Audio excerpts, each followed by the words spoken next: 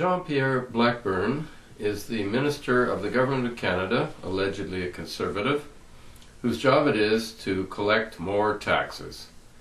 Yes, that's the Conservative agenda too, just like the Liberals and just like it would be for the NDP, because all governments like taxes. So what's he doing? Lately, he's pursuing people who might have accounts in Switzerland, and they're very anxious to make sure that UBS, the Swiss bank, major Swiss bank, turns over the names of Canadians. Breach banking secrecy, don't bother with privacy, just give us the names. And recently I wondered, why is it that all governments behave the same when it comes to taxes? You know, really, it's quite simple. That's the one means by which they can create more law and more power and more regulation for themselves. The end result, of course, is they can bankrupt the people in two ways, increasing, of course, the national debt through borrowing, but more importantly, bankrupting individuals by more and more regulations and burdensome taxes. This is what Ottawa has done throughout its whole history, and it's redistributing the wealth of Western Canada to Eastern Canada through the taxing mechanism and through equalization payments. But a more interesting example recently emerged, because nations can go bankrupt.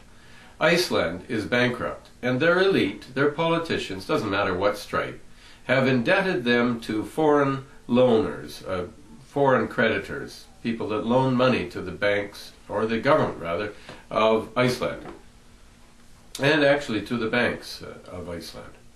So the government agreed to a payout of all these creditors that would burden the people of Iceland in an enormous way with terrible tax burdens that they would probably be unable to pay with their current level of lifestyle. Well, there's a hitch, and it's a hitch that we should have to stop the system that's bankrupting the world, the government elites that love their money and power.